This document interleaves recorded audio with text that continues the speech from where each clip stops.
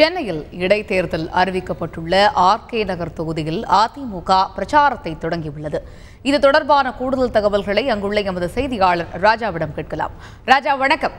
அதிமுக இன்று தொடங்கி இருக்கிற பிரச்சாரம் பற்றி சொல்லுங்க. யார் யாரெல்லாம் இந்த பிரச்சாரத்தில் ஈடுபட்டிருக்காங்க? ராஜா.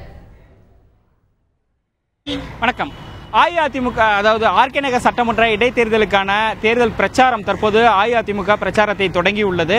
ஏராளமான அமைச்சர்கள், தற்போது சட்டமன்ற உறுப்பினர்கள் மற்றும் அமைச்சர்கள், நாடாளுமன்ற உள்ளாட்சி பிரதிநிதிகள் அனைவரும் தற்போது பிரச்சாரத்தில் தொகுதி முழுவதும் பகுதி வட்டம் வாரியாக பிரச்சாரத்தில் ஈடுபட்டுள்ளனர். அதாவது ஆர்கே நகர் தொகுதிக்கான இடைத்தேர்தல் வரும் 27ஆம் தேதி தொடங்குகிறது. நேற்று வேட்புமனு தாக்கல் தொடங்கியது.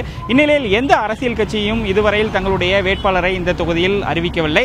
அஇஅதிமுக மட்டுமே இந்த தொகுதியில் தன்னுடைய வேட்பாளராக அஇஅதிமுக பொதுச் செயலாளரும் முதலமைச்சருமான செல்வி ஜெயலலிதா இந்த தொகுதியில் போட்டியிடுகிறார். பொதுவாக எந்த தேர்தல் என்றாலும் அஇஅதிமுக முதலில் கூட்டணியை முடிவு செய்து அதன் பிறகு பிரச்சாரத்தையும் முதலிலேயே தொடங்கும். இது கடந்த கால தேர்தல் வரலாறுகளை உற்று நோக்கும் பொழுது நன்றாக தெரிய வரும். ஏனென்றால் அனைத்து தேர்தலிலுமே அஇஅதிமுக தான் முதலில் கூட்டணியை அறிவித்து பிரச்சாரத்தை தொடங்கும். அந்த வகையில் தற்போது இந்த தொகுதியிலும் அஇஅதிமுகவின் சார்பாக முதலமைச்சர் செல்வி ஜெயலலிதா போட்டியிடுவதாக கடந்த வாரம் அறிவிக்கப்பட்டு இன்று பிரச்சாரம் தொடங்குகிறது.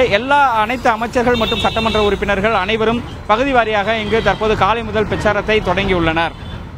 ராஜா, இப்போ 2வது நாளாக நடைபெற்று வருகின்ற வேட்புமனு தாக்கல் எந்த அளவில் இருக்கு? இந்த தொகுதிக்கான வேட்புமனு தாக்கல் என்பது நேற்று தொடங்கியது. அதாவது வேட்புமனு தாக்கலுக்கான கடைசி தினம் வரும் 10ஆம் தேதி. அதோடு மட்டுமல்ல 11ஆம் தேதி வேட்புமனுக்கள் மீதான பரிசீலனையும் 13ஆம் தேதி வேட்புமனுக்களை வேட்பாளர்கள் திரும்ப பெறுவதற்கான கடைசி தேதியும் ஏற்கனவே தேர்தல் ஆணையம் அறிவித்திருந்தது.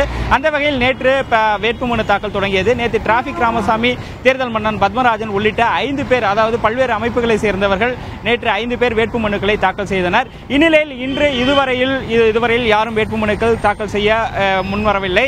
ஏனென்றால் பொதுவாக காலை 11 மணி முதல் மதியம் 3 மணி வரையில் வேட்புமனு தாக்கல் செய்யப்படுகிறது.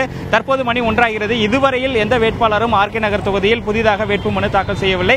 இதுவரையில் 5 பேர் மட்டுமே வேட்புமனு தாக்கல் செய்துள்ளனர். இந்நிலையில் திமுக மற்றும் விடுதலை சிறுத்தைகள் உள்ளிட்ட கட்சிகள் இந்த தேர்தலை புறக்கணிப்பதாக அறிவித்துள்ளனர். இடதுசாரிகளும் இதுவரையில் வேட்பாளர்களை அறிவிக்கவில்லை. இன்னும் ஓரிரு தினங்களில் வேட்பாளர்கள் யார் என்று தெரிய வரும். அதேபோல் பாரதிய ஜனதா மற்றும் தேமுதிகவும் இதுவரை வேட்பாளரை அறிவிக்கவில்லை.